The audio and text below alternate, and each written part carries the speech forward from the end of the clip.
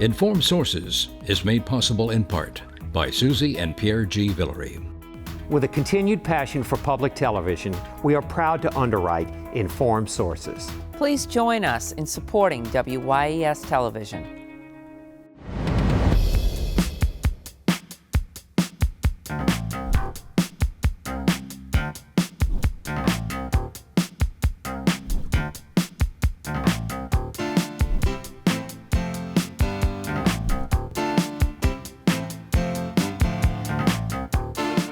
Hello, I'm Marcia Cavanaugh. Thanks so much for joining us. Well, the day after Mardi Gras this year will be a time not just for ashes on foreheads, but for seeing if a petition drive has made enough of a smudge to force a recall election. That day will follow a season filled with parades, marching groups, and questions about how to regulate both. We'll be looking at these stories as well as good environmental news about reducing emissions and coastal restoration, plus a special uptown election, and the city gets a new fleet of vehicles, as well as the scoop on Carnival beads. Joining us are tonight's Informed Sources, Errol Laborde, producer of Informed Sources, Curt Sprang, news anchor and reporter, WGNO-TV Channel 26, Doug MacCash, staff writer of the Times-Picayune, the New Orleans Advocate, and author of the book Mardi Gras Beads, and Mark Schleifstein, environmental reporter of the Times-Picayune, the New Orleans Advocate. We go to Curt first, and we are going to be talking about that recall petition. I mean, it has just about a week and a half to go to be submitted to take effect. And they need to get what, 52,000? No, I think it's 49,000 or so signatures, verified. That number signatures. it's been a bit of a moving target, but yeah, the latest number is around 50, maybe a little under 50,000. It still has a ways to go. It's going to be down to the wire on this, but the latest dust up in this whole thing is that the Times-Picayune wanted to get a copy of the list of the people who have signed it, and the NOLA recall organizers, NOLA Toya recall organizers, they say no, that is it's like a vote, that it's a private, personal thing. The paper filed a lawsuit claiming it is in fact public record, and we asked, WGNO News, we asked a legal analyst, our legal analyst, and he agreed, like so many lawyers, it said this is not a vote, that it is in fact public record. So the NOLA Toya team was saying that if they did release this, they feared that there would be retaliation among the people who have signed on it. We did speak with one man who was going to host a NOLA Toya event at his restaurant, and he said that he lost his lease at his restaurant because of that. We also reached out to his landlord, who said, well, he has a lease that says no political events, and he also owes me $10,000. So that may have also been a factor in that as well. So in any case, Times-Picayune sued NOLA Toya for the list of names. It went to civil court today, or rather this week, and they agreed, the judge didn't have to get involved except to sign the agreement, that the list would be released on Ash Wednesday, February 22nd. That is the deadline for them to have all the signatures anyway, right, when they would turn them over to the registrar of voters. The attorneys for the paper have made it clear, though, the newspaper has no intention of listing this tens of thousands of people who have signed it. They're not interested in that. They are interested in checking it to see if there are any public officials who have signed it. That would be perhaps an interesting news story. But they said afterwards, the attorney said, and this is a great quote that I think everybody went with, a good settlement is when everybody is a little happy and a little disappointed. The organizers of the runoff or the recall election say, look, this is going to discourage people from signing it as we go down to the wire here, and it is going to be down to the wire. Now they argued, well, wait a minute, this does not become public. This is their argument at any rate until it is actually submitted to the registrar's office, and essentially that's what they agreed to, is that the names will be published after that is done. So that was their argument. It's like, wait, we're just collecting right now, but it's not public right now. And it seems that the way it panned out is kind of the whole thing was an effort in futility, because it's going to be public record on the day they're agreeing to turn it over. The question is, was it public record up to then? We're looking at just, less than 2 weeks now. So we're down to the wire, and we'll get the list soon. This is the first big test, though, of the lower threshold for a recall petition to pass. You'll recall the Yenny one in Jefferson Parish did not pass, and I believe it was you had to have 1/3 of the registered voters, and now it's 20%. So this will be the new test of the lower threshold. Okay, as you said, that the deadline for submitting is Ash Wednesday. That's, of course, the day after Mardi Gras. And we really don't have any idea how many more signatures need to be gathered for them to meet the requirement. And you know, we are going off of the estimates that they tell us that they have, and then what has been a bit of a moving target for what they have to get to. I mean, you're looking at, this was latest numbers from earlier in the week, but you're looking at about 1,000, maybe 1,000 signatures a day that they might have to get, or close to that. And the question is, at this point, how many thousands of people have not signed this petition who still want to sign the petition? The organizers say that at least these people don't need to fear that their names are going to be put in print before the documents were turned over to the registrar of voters, because they said that people were saying things like, well, I have a family member who works for the NOPD. I'm afraid that if I sign this, that person will face some sort of fallout because of it. But anyway, we're going to find out on Ash Wednesday if they have the numbers. It's going to be right down to the wire. Yeah, the threshold level is established by the state, but the state legislature, it's still a high number. It's still hard to get to. You know, things are very seldom successful, except in California, where I don't know what the level is, but it's a lot lower. And so it's a lot easier. And we saw a district attorney in San Francisco, and we saw a school board that were all overturned by that in the last year. And so they have a law that makes it much more possible to happen in other states. And what we have is really a difficult thing to pull off. But the flip side of that is, what if you make it too easy? What if it could happen all the time? I mean, then how often are we going to be dealing with it? So it's always going to be difficult to find that sweet spot. Right. Okay, well, we're going to find out in about a week and a half, right after Mardi Gras. Speaking of Mardi Gras, Doug, we're in the middle of it now. I mean, it's really starting to crank up this weekend, the Carnival season. But post-Carnival season, J.P. Morrell, particularly council member in New Orleans, wants to take a look at the rules.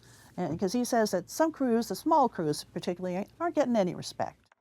Yeah, there's a lot going on. There's going to be a lot to talk about after this Carnival season.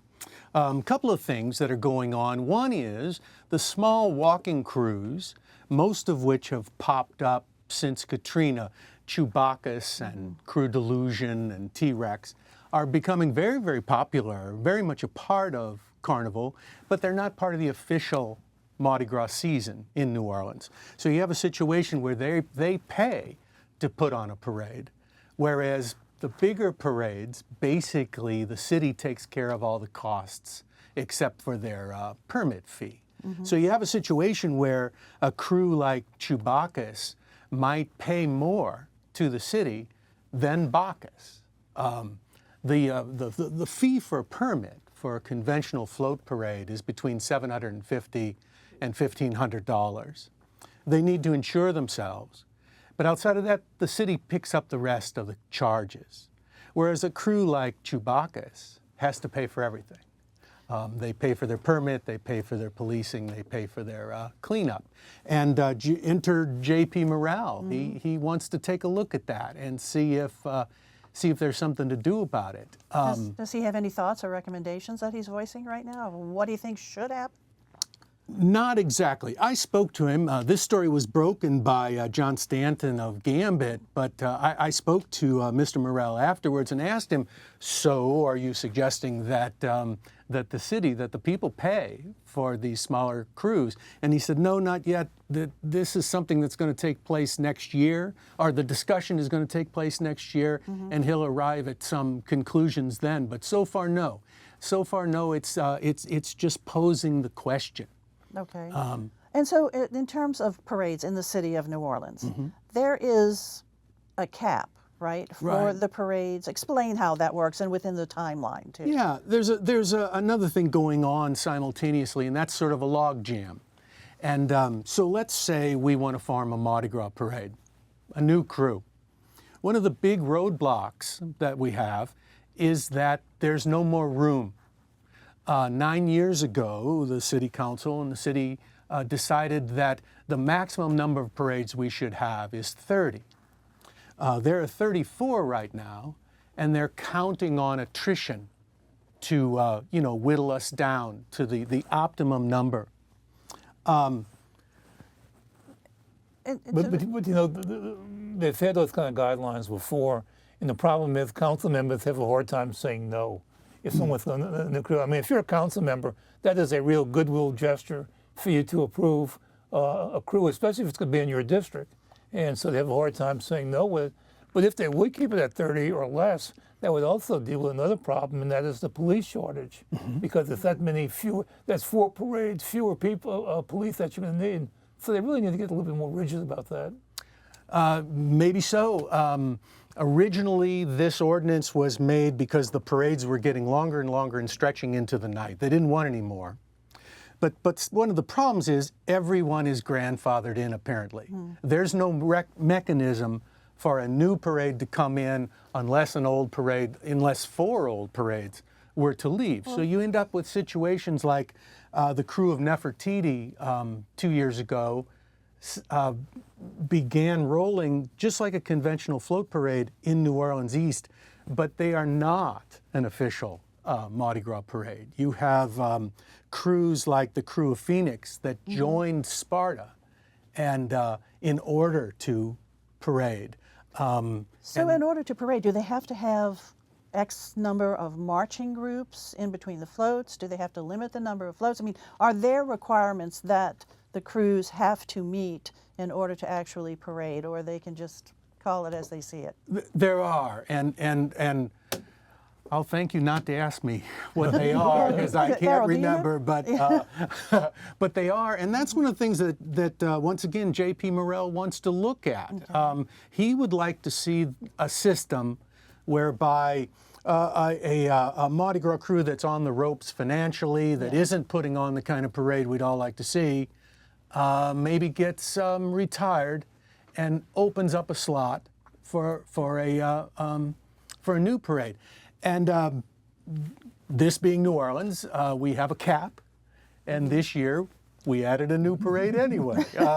So that's what probably sparked the conversation. Was and you know, another thing that's happened over the last few years is by far the most popular route is St. Charles. Okay, and if you got a crew and you're having a hard time getting members, if you can say we're going to go down St. Charles, that's much more of a selling point than saying you're going down some highway somewhere.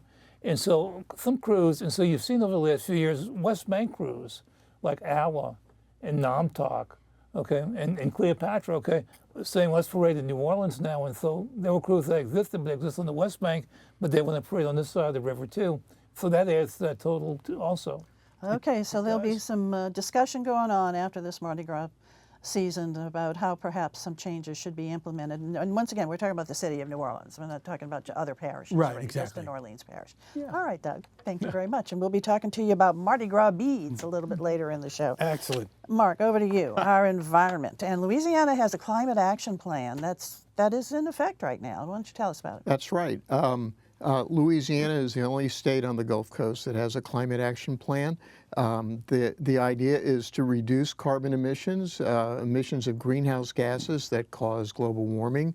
And for Louisiana, the obvious reason for that is because of sea level rise, which is continuing to increase and will be increasing significantly through the end of this century. So there's good reasons to do it. The other big problem with that, though, is that Louisiana also is different from all other states in the nation in that 66% of the carbon emissions in the state are actually created by industry. So there's a lot of things that are going on nationally about how to reduce carbon emissions, a lot of which the state is taking credit for in their first year look back at seeing how well they're doing under this new plan. Things like moving towards electric vehicles and getting a EV program up and running, putting stations, electric vehicle charging stations along the interstates across the state. That's something that's in the works right now. Other things that are there are electric power producers are moving more and more towards other forms of energy. Energy already was well into using nuclear, which is not a carbon production method, but there also are efforts to to get them to use solar as well. And there's been numerous solar facilities that have been built by these facilities. But that still leaves the petrochemical industry. Right. And the state is taking credit for there being $21 billion worth of actual on-the-ground improvements or plans for improvements by petrochemical industries across the state over the next couple of years that will also have significant reductions in emissions.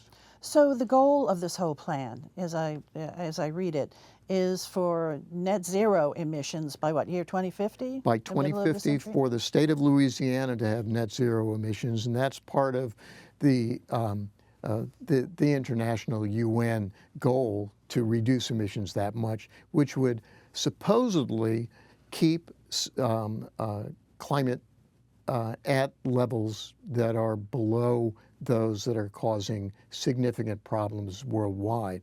Whether or not that's actually going to be met is really unsure, but at least the state is beginning to take that is beginning to take those steps, and part of those things is a recognition, for instance, that there are now in universities and at trade schools programs for training people to work in these new jobs, of which there will be thousands across the state, to deal with this stuff. It's going to be a new economy within the next 10 or 15 years nationwide, but especially in Louisiana. Because it's not only reducing carbon emissions, but it's also carbon capture too. Right, and that's one of the key things that the state is looking at and is moving forward with is capturing carbon, especially from petrochemical plants and maybe from electric generation plants, and putting it into wells that go deep underground and storing that in underground aquifers. It's controversial, in part because some of the environmental groups say, number one, Louisiana already has thousands of wells in the ground, so there are thousands of ways for those carbon emissions to make their way back up to the surface, and that needs to be taken care of. But also because the companies that are doing this are doing it so that they can still use natural gas in producing products. And the environmentalists say, but in producing the natural gas, you're increasing the amount of carbon emissions as well, and that is not counted in your carbon reduction. And so one area that sort of goes hand in hand that this plan is looking at too is with wetland rebuilding, our land building projects that we have, to make those also carbon capture projects, right? Well, they are carbon capture, and that's one of the big problems here is trying to find a number for that carbon capture. How well will they do that at a time when Louisiana is actually losing those wetlands? Right. So you've got to have this benefit cost ratio that's going to have to be built into that. In addition to that, they are also looking at the ability of improving ways of developing agriculture to capture more carbon in the ground, using cover crops in the winter, for instance, and the same with trees, making sure that you regrow trees in large forests that are used for lumber production. Oh, fascinating. Yep. They're very, very complicated, but very interesting and really very important. Thanks a lot, Mark. Okay, over to you. We always have an election to talk about. What's the latest? Well, ironically, we're talking about Carnival next Saturday or next Friday in the Coup d'etat parade. One of the floats, because they do satire, spoofs Karen Carter, whose gambling problems caused her to resign from the Senate. Well, the next day is an election that follows with the chain reaction that's happened since then, because once she resigned, they had an election in November to replace her Senate seat. A guy named Royce Duplessis won. He was a state legislator from District 23, and tomorrow, District 93, and tomorrow is the election to fill that House seat. And there are 5 people who are running. It's a heavily Democratic district. There's not going to be any big ideological shift that comes out of this election, but there may be a new personality introduced. It'll be part of political history. One of the candidates' name is Morgan Clevenger. He's active in the Fairgrounds Triangle Neighborhood Association. And there, a few years ago, there was a horrible murder in that area, and he got all fired up and asked the people in there, we got to do something. And so he's, I know that fighting crime is going to be one of his big issues. Are you referring to who that Morgan Clevenger? Yeah. That's a woman. Okay. Morgan is, yeah. Okay. And also the election is next Saturday, right? Yeah. Yeah. Okay. Yeah. Okay. Then there is a guy named Stephen Kennedy, who's an urban planner. He's also on the Democratic Executive Committee, and he was active in the Royce Duplessis campaign. A guy named Alonzo Knox, who operates a really cool place on Basin Street called the Back of Town Cafe, and he's in the race. And Sybil Fox Richardson, who's really active in the cause of people who were in prison. She's part of those organizations. This organization, Vote, and it was Vote that was part of the Devontae Lewis campaign that unseated Laborde Boise Jr. So it showed a lot of political clout. Anyway, there's a couple of other people in the campaign. So this will be the primary. And then the reason, why are you having this on the Saturday before Mardi Gras? And the state's answer is because we need to get this done because there could be a runoff in time for April 10th, because that's when the session legislature starts. So they need to kind So of we need somebody in the city. ram the political process. Okay. All right. So not tomorrow, but a week from tomorrow. All righty. Right. Thanks a lot, E. All right. Let's talk about city fleet. They buying the city of New Orleans, buying a whole new bunch of vehicles, electric, shall we say? Well, yeah. Not quite. Don't get too excited on the electric front. But last month, you may recall, New Orleans EMS said, hey, this is crisis time. We need 12 ambulances to handle our normal 911 calls plus our Carnival calls. We've got to make it faster, the acquisition process to get these. Well, lo and behold, they did it very quickly. In fact, they had a press conference this week, and they showed off 6 of the 12.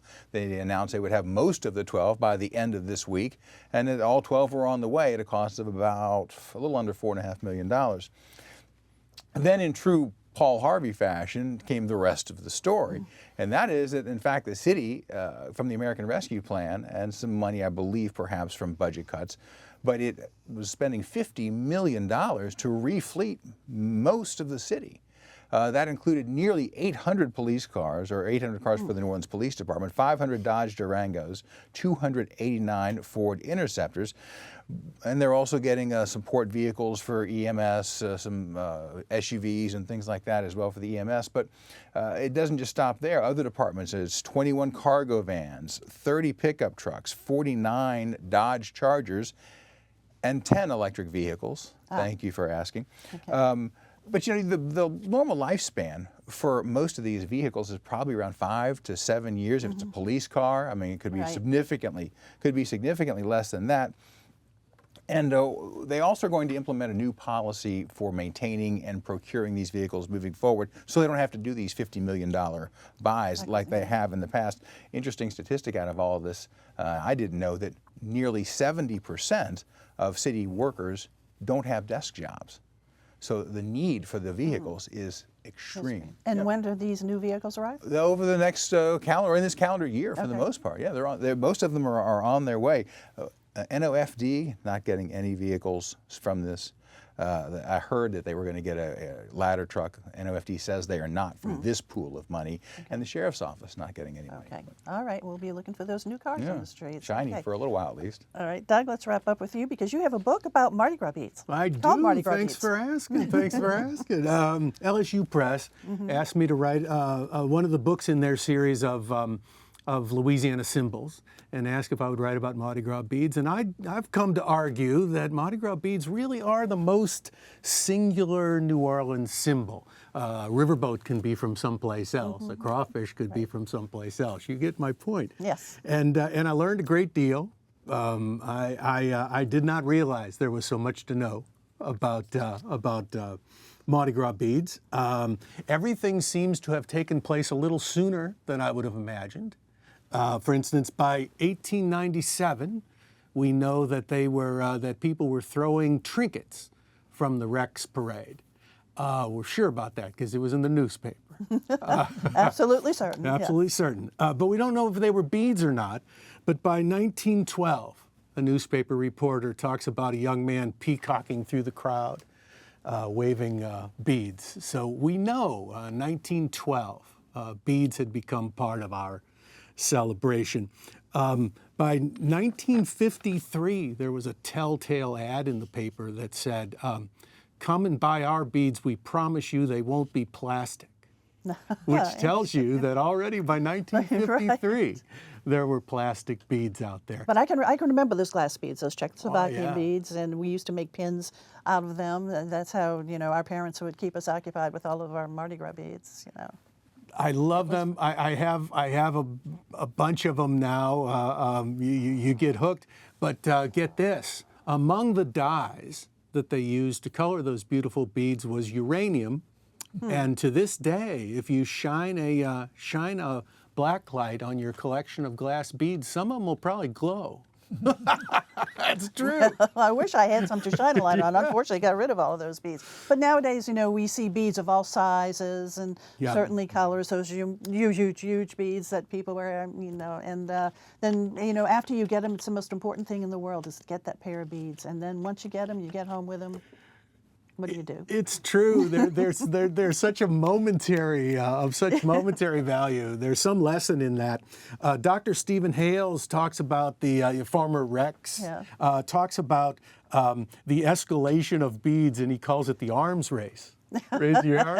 Isn't that great? Okay, so your book, because we're running out of time now. All right. Mardi Gras Beads. Is it Mardi Gras Beads, Louisiana online? True. You can buy it online from Louisiana Press, and they've even accidentally put them in some of the bookstores. Oh, good. Thanks a lot, Doug. All right, other stories. Real quick. Actually, I'm going to go back to the past here because talking about the beads, one thing that they did, those glass beads, they had a little tag on them that said Czechoslovakia. Yeah. So New Orleans, maybe our education wasn't good, but kids in New Orleans knew how to spell Czechoslovakia. Okay, they grew up saying that word. That was the one country everybody knew. That's right. Okay, Mark, we're going to go over to you. So the state got $2.26 billion to build the Mid-Barataria sediment diversion from fine money, not fine money, but restoration money that BP oil spill is going to have to pay. And the next step in this is going to be figuring out whether or not the opponents of this major project will be filing suit, and that should be coming in the next couple of weeks. Because all of the other steps are in place now. We're just waiting for perhaps a suit. The state is expecting to start construction as early as March. Okie doke. Over to you, Doug, real quick. We're going to keep our eyes on 100 law enforcement officers coming in from around the state to watch over our carnival. The important thing is if this works out, then this may be the model for conducting large events in an atmosphere where there aren't enough police officers. Okay, we'll see. Curt, real quick for you. Mandeville is spending $5,000 to get expert opinions on curbing panhandling problems. If they get a plan that passes judicial muster, get ready, it will be copied. Okay, we'll see. Thanks a lot, guys, for being here, and thank you all for joining us, and we will see you again next week for Informed Sources. Have a good evening.